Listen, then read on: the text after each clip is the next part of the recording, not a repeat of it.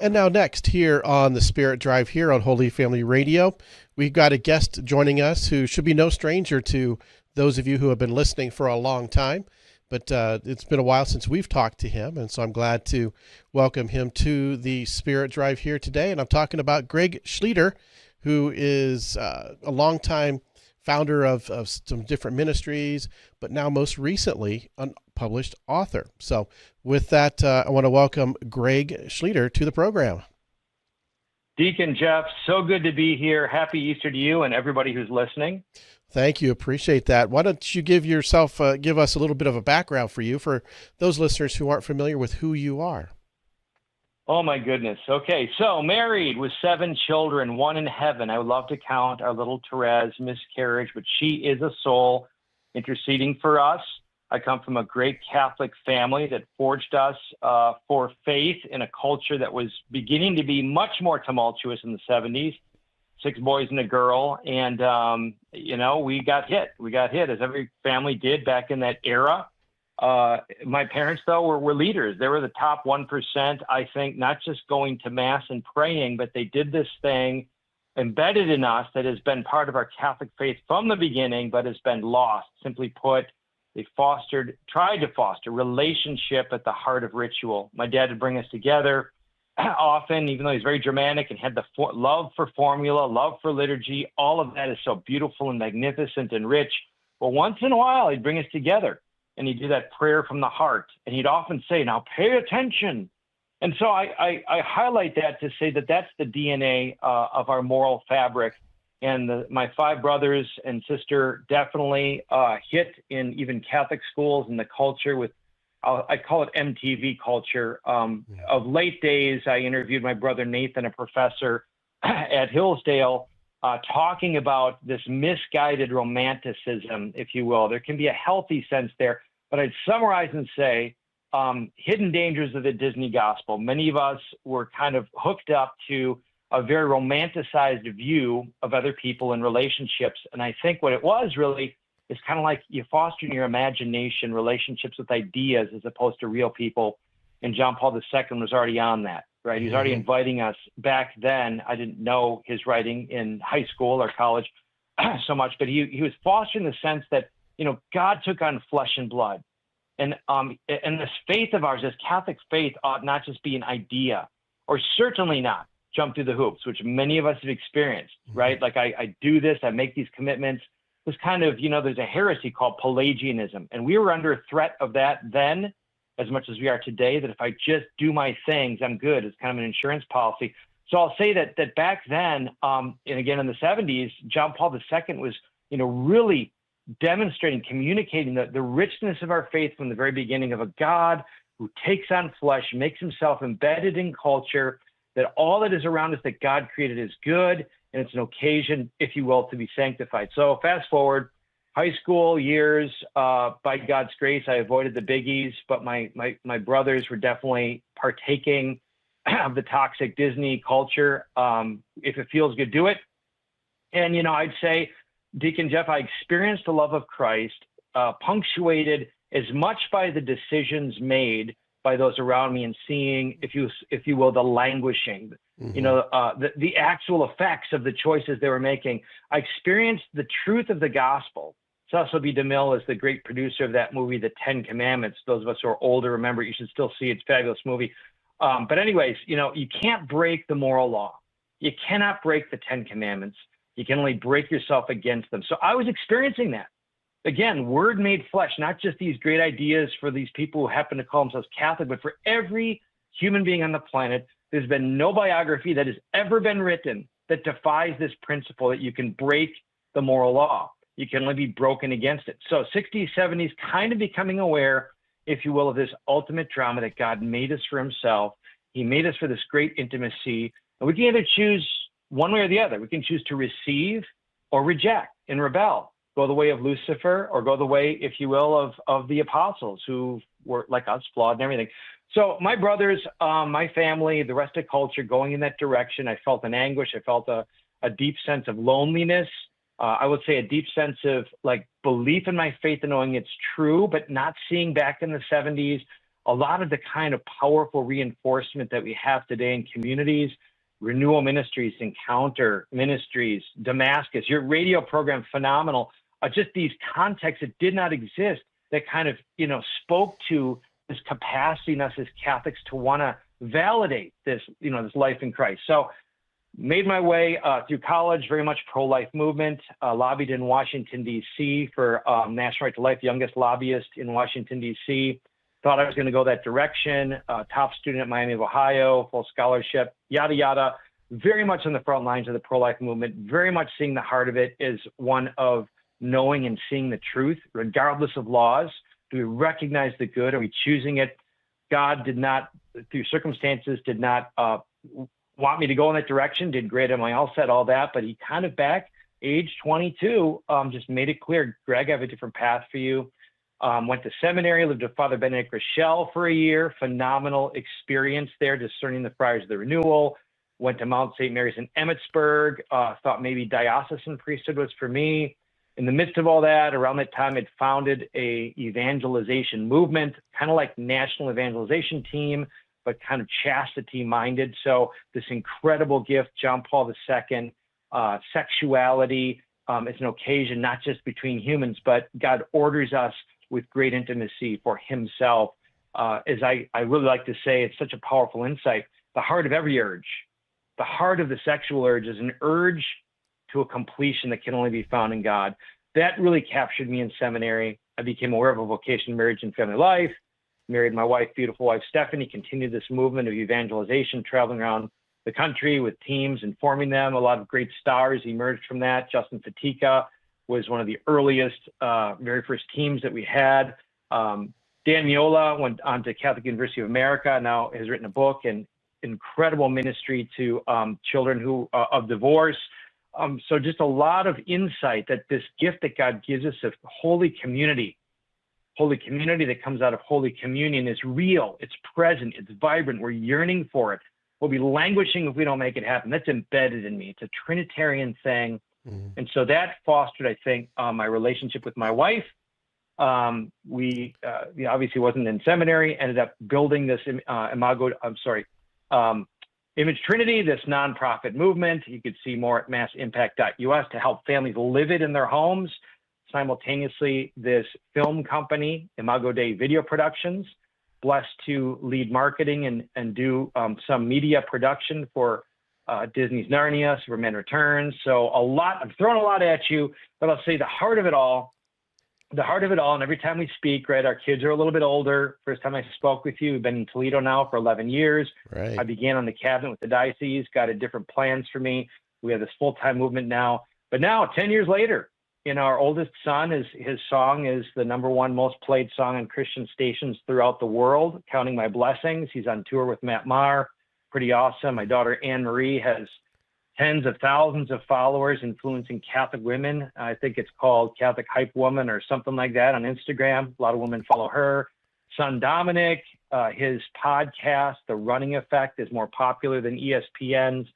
And I like to say this, Jeff, and I'll punctuate this very long answer to your question, that for us as a family, literally millions know our kids collectively. Mm-hmm. But I like to say, and I really believe it's true, and not that they aren't going to struggle, as you and I or anybody will struggle with with lesser values. We're not going to, that's a daily struggle. Pray the humility, litany of humility, got it. But I like to say, and I believe it's true, more than the millions that know them, they care, more meaningful to them is the one whom they desire to make known. Mm-hmm. More important to them than the millions who know them is the one whom they all desire to make known.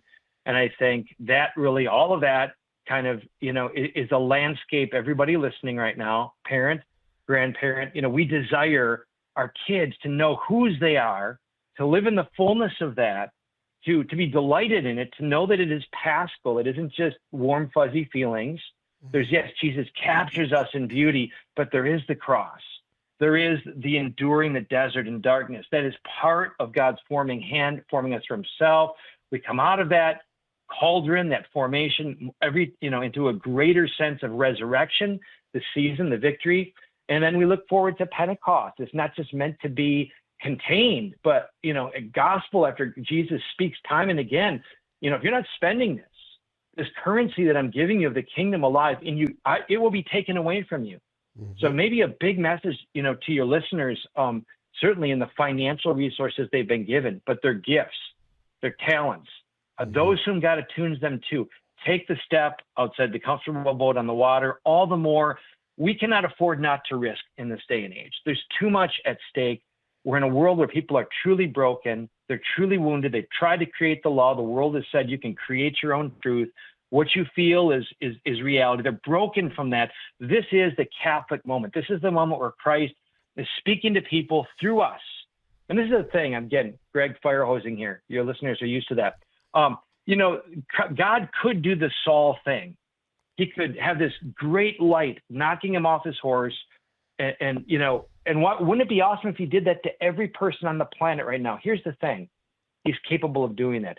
God could right now have this incredible manifestation, this incredible theophany to every person on the planet. Think about it. Ukrainian war with Russia, done right away, you'd imagine. Middle East, all those tensions, abortion, people struck the way Paul was struck by this incredible majesty from on high. I don't know, if you're like me, I'm like, if you can do it, like, God, why don't you? Well, there's got to be something more powerful, and that is that God invites us to be that theophany. He invites us to be those instruments, and therein is the invitation to all who are listening to faith. And finally, I've said this probably 10 times in this call, my apologies. I've woven that into a book because I was so moved to try to describe this yearning for belonging and becoming, which takes place on a battlefield. I was so moved by this through so many things happening in recent weeks, months, years, to put it into a story. And so I wrote this, The Magnificent Piglets of Piglettsville, byline, our present day plight wrapped in a fairy tale. There you go. Indeed. Yeah, I got this here as soon as you announced this release for this book. I took a look at it real quick, and I looked at the cover, and I thought, man, he just released it. It says it's a New York Times bestseller, and it's a major motion picture. Closer. Yeah, and you do. You have to look a little closer. I'm like, oh, I said this is really, really clever. And it's fantastic. It's a great little read. Not quite finished with it yet, but it does cover. I'm honored. Yeah, it does cover a lot of themes that I can see woven in it. Now, before we get to discussing that a little bit, there was something you had mentioned in your intro, which was talking about this Disney culture, right? Yes. This big influence on us.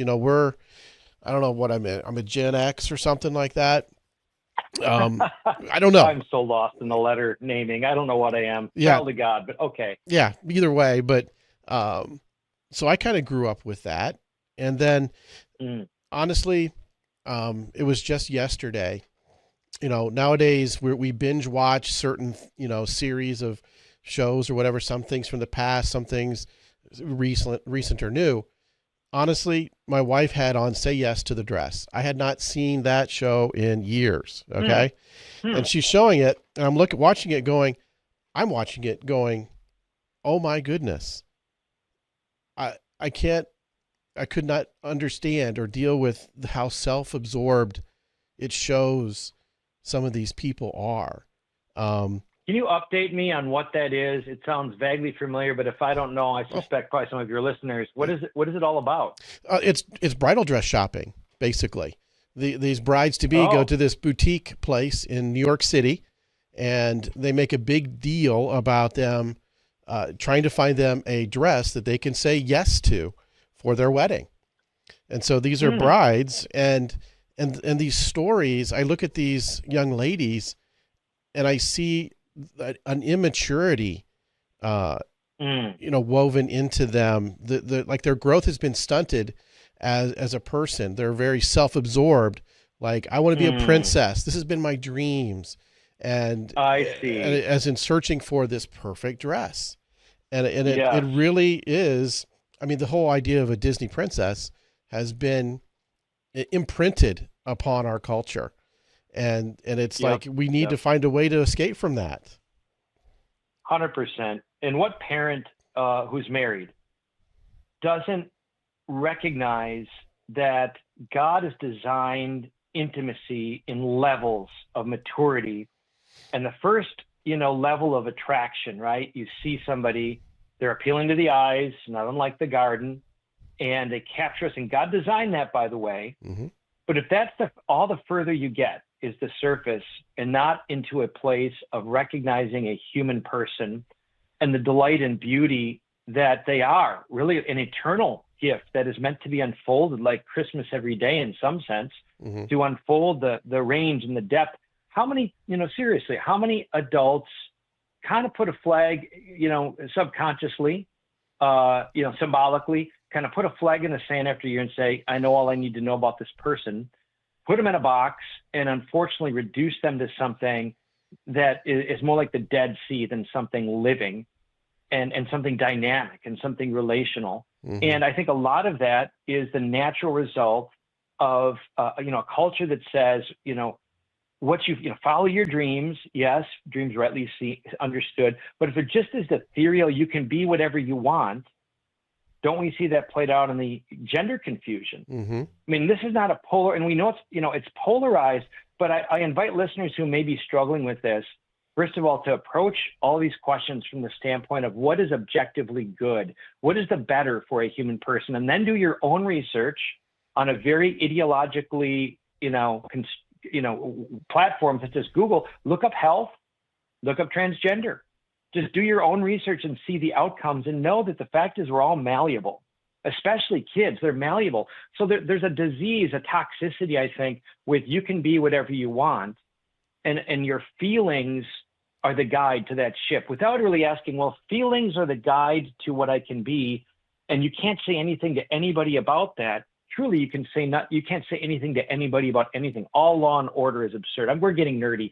I'm getting nerdy, but we see that reality played out in the confusion Mm-hmm. and the highest rates of languishing, the highest rates of despair, the highest rates of suicide in recorded history. Right. It's because we live in this lie that I can create my own world. It's like going down the road and saying, look at those berms, those don't exist. You decide if those exist. We'll try that. Right. Hit those berms going 65 miles an hour, and you can create your own lines. The analogy is there with the moral life. Yeah. The beauty of our faith. God reveals His truth. And, I need self-mastery as much as the next person. I don't struggle with the disordered desires of that person. Mm-hmm. But every single one, let me just say this, there is not a single person listening right now who does not struggle with disordered desire. The only difference is, do we presume that our disordered desires are valid just because we desire them? Or do we recognize maturely, this is something disordered, and I need to bring it under something else? In our case, the sovereignty of Christ who made us for Himself. Mm-hmm. Yep. Oh yeah, absolutely. It's so isolating for people, to think that it's all about me. And there's this lack of relationship that is in there. Now, what you just talked about, you've woven into this nice little story. Why don't you give us a little bit of background on this Magnificent Piglets of Piglettsville? Well, thank you. So, again, proud in a human way, and there's an appropriate place, proud Sure. in a human way for our children and their choices. With that, mindful that the battle's not over until they meet their maker, until I meet my maker. I, as a father, as a sibling of my siblings, a son of my parents, we're in this, and the enemy's at us. The enemy is working in subtle, deceptive ways. And yes, in this world, there are the shallows, I'll call the political, cultural, economic realities that we read in the papers, we experience in the news. Those are very real, and they are not inconsequential. We've got to be attuned to the political realities. And oh, by the way, just to say, as we're entering into an election season, our allegiance is to Jesus Christ. Our allegiance is to a truth revealed in Him, and engaging everything in light of Him, knowing it's not perfect. It's not about canonization. It's about the greatest good possible, with many, many, many flaws. So that's just the reality in the shallows. We got to consider the shallows. Catholics are called, the Word became flesh. We are called to engage in that realm of the shallows. But in the depths is that Ephesians 6:12 reality. We fight not against flesh and blood, but against principalities and powers in the heavenly realms. We are in a war. We are between a God who is sovereign. He is almighty. By the way, he has no counterpart. He is overall. As the great exorcist, Father Ripperger or Father Carlos Martin say, these are very informed in the realm of spiritual battles. God has no counterpart. He is overall. And what I'm going to say next is, kind of a little bit, a mystery to us, but he allows demonic influence on a short string to accomplish his purposes. Mm-hmm. And I've drilled into this, prayed into this, read the saints about all this. So my summary, along with these wonderful, insightful fathers of our faith, mothers of our faith, Sister St. Teresa of Avila, one of them, St. Catherine of Siena, is simply this: God allows evil to exist to forge us more fully for him. Mm-hmm. He allows evil to exist to forge us more fully for him. So that battle, he's allowing some demonic influence who know their day is coming. And by the way, they really have no concrete power except to distract us. Mm-hmm. And by distracting us, they can turn us toward this ultimate enemy that is disordered desire. They can take this, desires are so good, but they can take this God-given desire, and if we cooperate with them, turn it towards something disordered. A good thing at the heart of that, as C.S. Lewis would say, every sin is, at its heart, is a desire for something really good. So the process of redemption, of Christ's blood and water being poured out and transforming us, is an actual power to recognize this desire and to redeem it, to see it rightly righted, to see it rightly oriented, like a ship. Mm-hmm. If you got a ship and you're going by a magnet and you got, you're going due north and somebody puts a magnet, that's the distraction. It's going to pull that needle even slightly off. Well, you're fine the first beat. Mm-hmm. How about a mile, 10 miles, 20 miles, 30 miles? So this is a fictitious universe of piglets who are sort of like the human counterparts, with this idyllic village with these great qualities, endowed with kindness and love, in attunement to the whisper of the unseen. There's really no Christic language in this at all, but you can get the analogy pretty quickly. You get the allegory pretty quickly. Yep. There are wolves. The wolves masquerade in piglets' clothing. You ask the question, how did it happen? How does somebody endowed for kindness and goodness and diligence and working and selflessness, how can that be turned? One person maybe I get, but 3, 5, 10, a whole, kind of culture. Well, that's kind of woven into the book, how that happens. And the heroine is a very humble soul who is an orphan. Willie is Piglet. There's a lot of thematism in here. I can say to a Catholic audience, of course, the maiden falls are none other than our Blessed Mother, but you wouldn't know that unless you're looking through a Catholic lens. Mm-hmm. But we know that every grace for every human being on this planet, whether Catholic or not, every grace by God's design comes by way of our Blessed Mother. So the Maiden Falls comes into Piglettsville, and it's the Theodorus, which Theo, you see God, is a Theodorus, the Taddy Torrent is this stream of living water, which is Mary gives us Jesus. Jesus chooses his mom, is the magnificence of this, but Christ comes in, flowing from our Blessed Mother into this world, this Piglettsville. That's going to take on more meaning if people buy this book. Yeah. And I can build out, because I intend to build out subsequent examples. But, so that's kind of at the heart of this. You have this amazing floral wonder called a squiggle sprout, where the petals sing or hum beautifully, melodically in proportion to the sun. Mm-hmm. Of course, there's something mystical going on that as evil starts to take root. This Draven Blackclaw character is sort of deep pen. There's some political overture here, by the way. And by the way, people at this point, they may recognize this is not a children's story.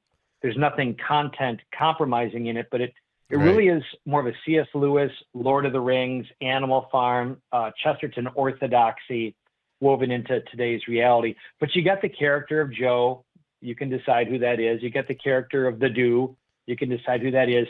But you find that that all Democrat, if you get the allegory, Republican, mm-hmm. liberal, conservative, wherever you land, we are all destined for something greater than what is fleeting, something greater than our fleeting desires. We are rightly living abundantly only in light of our connection to someone, somewhere, the whisper of the unseen. Right. Yeah, I like the going nowhere or somewhere, right? No, I'm sorry, yeah. Nowhere or anywhere. Anywhere. Yep. And it's like you need to be directed to somewhere, and that needs to be the source of it all. I really, I have enjoyed reading it, and you're right. It does have that sort of Chesterton, C.S. Lewis, Lord of the Rings sort of story, or fairy tale in a sense, like you call it. Yep. You can really see some of those things. It kind of explains it really well that this sort of stuff happens little bit by little bit. It's kind of like they play the long game, right? There's this dialectic that kind of happens. Like, let's move over this little bit, now this little bit, now this little bit, and pretty soon, how did we get here? Right? We're seeing it happening now. How did we get here? Yep. And, I think part of this, first of all, for those who are listening, the Magnificent Piglets of Piglettsville, you can get on Amazon, Kindle format. I was blessed to do a narration that they accepted pretty remarkably, because they're pretty stringent in their standards, but I narrated it with the voices. So it's on Audible, audiobook, iTunes, very accessible. Anyways, in the midst of the busyness, Deacon, of my life, at the end of last year, 2023, it had been maybe a year and a half, 2 years since I was lying on a deathbed in COVID era, and a lot of occasion to really be praying even deeper. That's its own story. I won't go into that. But from that place, as you know, as many who are listening here, when you're in the midst of a kind of suffering of any kind, it has a way of sobering, simplifying, crystallizing perspective to look at the world. The lens becomes clear, like in the optometry office where they flick the little lens in front of you, right? Right. It's like it goes from you thought you were seeing clearly, but then they flick some things in front of you, one or two. And after 3 or 4 of those things, like, oh my goodness, I never thought things could be so clear. So spiritually, I felt like I was given a crystal clear lens to see maybe things that I could have communicated earlier, but I owned them. Like, I saw some of the ways in which the enemy is operating. And I might even say particularly with Catholics, with Christians who, how do demons whisper to faithful Catholic people? Like, how would he try to undermine us? So some of that is kind of woven into this consideration, because the Dietrich Bonhoeffer said, silence in the face of evil is itself evil. God will not hold us guiltless. Not to speak is to speak, not to act is to act. That's Dietrich Bonhoeffer, phenomenal theologian coming out of Nazi Germany. Well, issue 1 last year, which is a heartache for many of us, that didn't just happen. Where a whole generation would be deceived and duped into saying, it's okay for my 12-year-old to mutilate her sex organs without my permission. That's what issue 1 allows and says. Anybody who wants to question that, with humility, I say, please do the research and look at the reality, look at the case studies. That did not just happen. It took levels of people in conversations among family or friends, occasions to speak up, occasions to do something. And by the way, this is not a beating up. I mean, this is in this moment right now, as people hear my voice, this is an occasion for us to both continue to speak that truth, but to be God's arms of love, reaching out and welcoming people. Not that kind of condemning, off-putting. I mean, there's a place, believe me, you know me. There's a place for the challenge if it says, hey, I'm with you. God desires a goodness with this. So as that was kind of a wave of my life that I was just praying into and looking at and wanting to bring to our ministry and mission, and by the way, seeing a lot of praying with, for, and over people and healing, physical healing, spiritual healing, emotional healing, that's all part of our ministry. Fast forward to November of this past year, we had our Eucharistic family revival, blessed to be partnering with the bishop in our diocese here. We had the Friars of the Renewal come in for 3 days. Great Brett Hunterbrinker, Andrew Reinhardt, part of our team. Just phenomenal 3 days. Joseph-led worship, families gathered. We want to do it again the first weekend in November. A week later, because of the generosity of my daughter and son-in-law, we were in Rome. Never thought I'd be in Rome. And this is where I want to land on. Among other things, the beautiful Sistine Chapel, the artwork, the antiquity of this faith of ours that kind of took it off the pages of our religious study or catechism and made it come alive. Like, I was haunted by the fact that martyrs gave their lives here when they were surrounded by insurmountable forces. I mean, an entire civilization that was bent on Roman prerogative and Roman ideas saw these pesky little carpenter worshipers, and those pesky little carpenter worshipers, by their faith, completely transformed that entire land to be a Christic land. Are you kidding me? I mean, Yeah. just how powerful.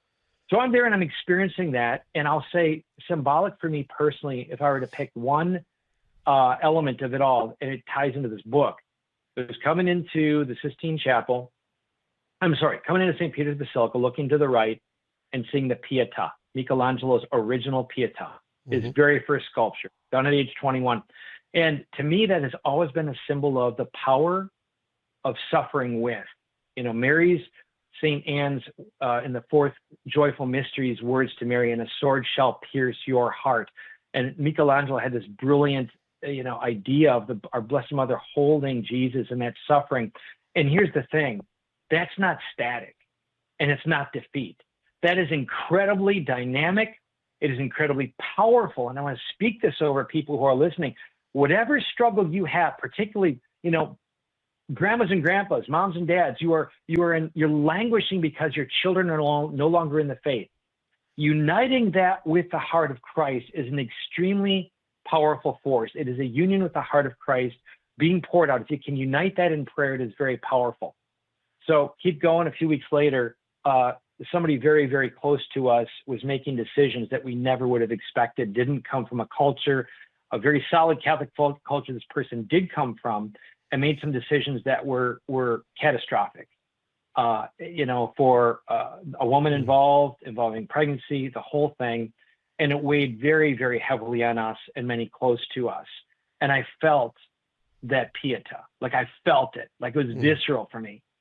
And it was then that I thought, I need to respond to this by telling the story. I need to put this in a kind of language and a kind of story world, this belonging and becoming on the battlefield that we all face.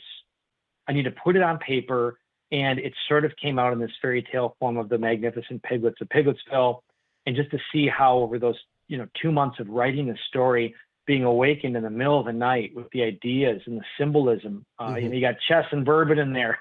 Yeah. I mean, you've got the symbolism of humanity and this battle that we face, and the story, I truly believe, as best as I see it, with that clear lens, with the Pietà, with the power of God's grace being outpoured, redemption, sacrifice, all these themes, belonging, brotherhood, all of those themes are woven into this. And I felt like God was giving me the story for anybody who's listening right now who desires to know whose they are and to live in the fullness of their belonging, their identity, and to be victorious in the battle.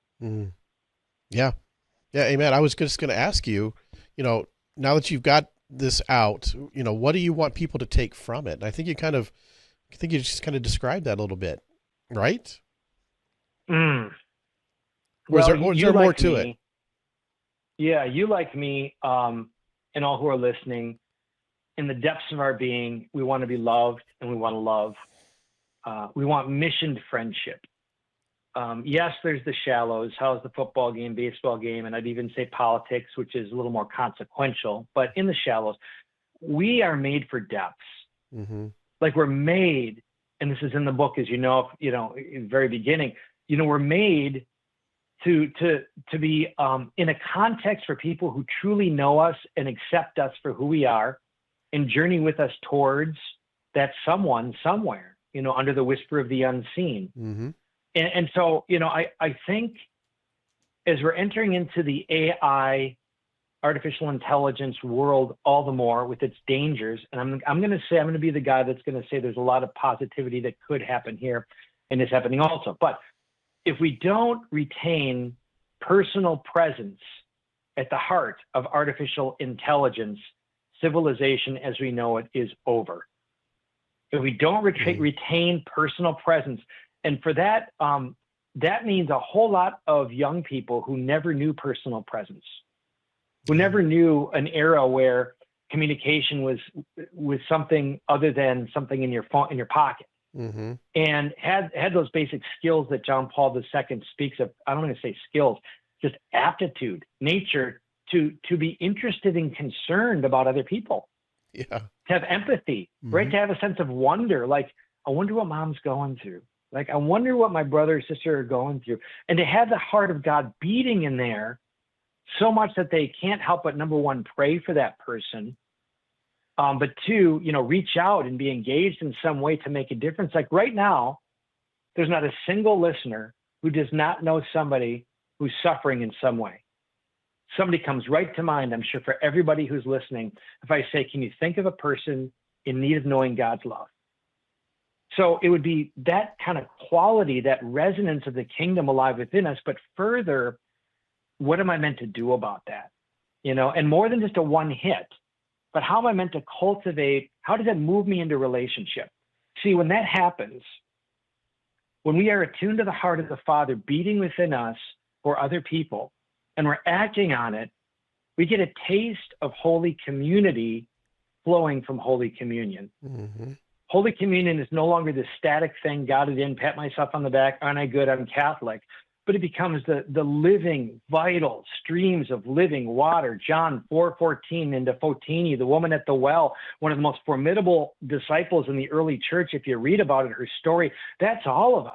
Like we encounter, regardless of our religious stuff and our ritual stuff, many of us, Deacon Jeff, we're languishing. Like we're saying, like the little old lady in the early Wendy's commercial, like, where's the beef? Where's the power? Where are we going to see the manifestation of the kingdom? I'm here to proclaim, from my experience as a husband, as a father, flawed as I am, mistakes that I've made, that the kingdom is alive and that power of the Taddy Torrent of the Maiden Falls flowing into us. Niagara Falls is the image for me. Pouring into us is just wanting us to open the door and say, Lord, do it. Do it through me. Make me aware of the world around me and let me be that, that instrument at the Sam's Club gas pump, at, Walmart, at church, for Pete's sake. Like the delight and the joy of taking those steps of simply saying, I'll just say at a gas pump, hey, what's your name? Or, how you doing? Nice day. And, hey, take a little risk further. Is there any way I can pray for you? How can I pray for you? Mm-hmm. I'll tell you this, 9 times out of 10, people are delighted because they're living in isolation. They don't have people who are reaching out to them. And here's the tragedy. The most formidable nuclear-powered weapon for that to happen that God has given us to bring about his kingdom is the family. And families tend to be the place where the enemy attacks most and where there is the least intimacy. There's the least of this reverberation of the Trinitarian life. And, so some of us will read the paper and will be absorbed in the news. Saint Mother Teresa's words, they haunt me, and they're so awesome. If you want to change the world, go home and love your family. To those who are in churches, I want to say to everybody on any committee, any, pastor, priest, myself included, praise God you're engaged for this hour and a half meeting once a month or whatever it is. Thank you. You're making a difference. You're bringing your talents. God sees that. But let me ask the question. When's the last time you spent that amount of time with those in your home, talking about the gospel, connecting with what's under the roof in the depths? Do you know what's in the depths of those around you? Do you have a context to engage them, pray with them, listen to them, ask the questions that are going to open up those doors? Because here's the thing, that place is more important than this place. And if we're not doing it there, I'm robbing from them. It belongs to them first. And oh, by the way, what can we really in this, hypothetical parish council meeting, what do we really hope to accomplish for the rest of the parish of any significance if we're not doing it? Yeah. So classical Greg fire hosing you again, but just saying, what do I want out of this book? I want people to connect with, this is more than just an ethical thing we should do. I want them to connect with the heart of a God who made us to be part of a mission community with a mission that is no less than every single person in our neighborhoods, in our communities, to know the love of God in Jesus Christ, that it floods their homes with that awareness, floods their homes with that understanding, and changes the way we think about the world. And I will tell you, I think, that is the mission that we read about in the Gospels, we hear from the saints, and anything less, quite frankly, you and I know, and your radio station, as great as it is, or song, my son, I can say this, #1 in Christian radio stations. It's just hydroplaning if we're not actually responding to that grace and finding people to do it together with. Mm-hmm. Yeah. Amen, Greg. I tell you what, that is I mean, that sums it up really quite well. I mean, that's what we need to do. We need to make those connections. We need to reach out, become those disciples to everybody around us. It's not just the people that we like or the people that we think might like us. Nope, it's everyone, and we start with our families, and we grow it there, and we expand, because that's where the power is. So, Amen.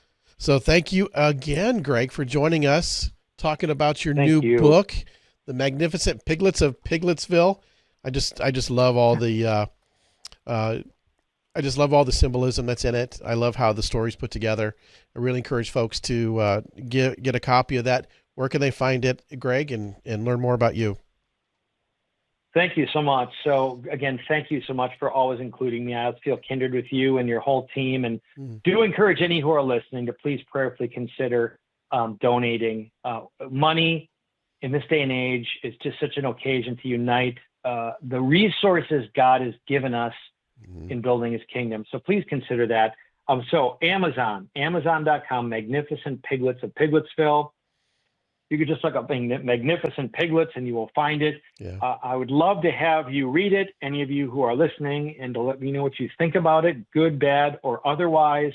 And I would also direct you to our full-time marriage and family movement, whose mission is something like, when you get off that Cursillo, chirp, axe, fill in the blank, retreat, what if our homes could be that place? That's the passion we have in our movement, Image Trinity, Mass Impact. And if I could just ask you to go there, go to massimpact.us and check it out. And, certainly if you're inclined, click on that partner tab. We are a full-time nonprofit mission movement and grateful for partnership there.